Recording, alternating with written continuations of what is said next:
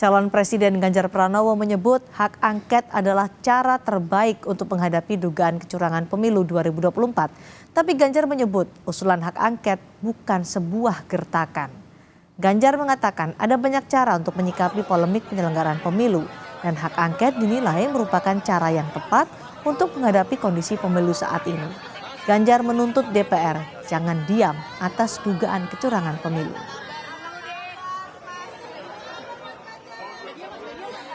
Ini tidak pernah menggertak.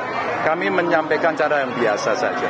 Ada banyak cara sebenarnya, angket boleh atau raker komisi 2 aja deh, segera. Ketika melihat situasi seperti ini, DPR segera raker aja deh. Minimum raker nanti kesimpulannya bisa apakah ke angket, apakah yang lain. Tapi biar saja kemudian yang punya keinginan untuk angket itu berjalan. Dinamikanya biar berjalan. Ya kalau saya sebenarnya simpel aja.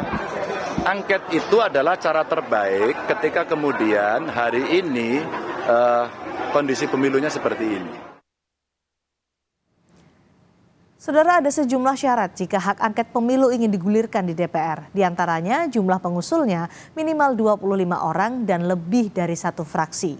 Usulan hak angket bisa dibahas bila disetujui di rapat paripurna yang dihadiri setengah jumlah anggota DPR.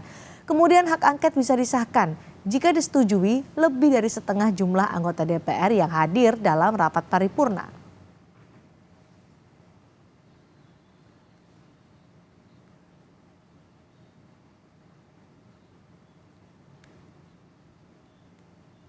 Penghitungan suara pemilu legislatif di KPU belum usai, tapi bila hak angket bergulir di DPR, inilah gambaran simulasi potensi partai politik di DPR. Berdasar penghitungan sementara KPU, peta kursi di DPR, partai pendukung Ganjar Mahfud kami totalkan bahwa PDIP dan P3 sebanyak 118 kursi. Kemudian partai pendukung Anies Muhaimin, yakni Partai Nasdem, PKB, dan PKS ada 177 kursi. Dan partai pendukung Prabowo Gibran ada Partai Gerindra, Partai Golkar, Partai Demokrat, dan PAN yang jumlahnya 285 kursi. Tapi kami tekankan kembali bahwa hak angket dugaan kecurangan pemilu baru sebatas usulan dan belum digulirkan di DPR.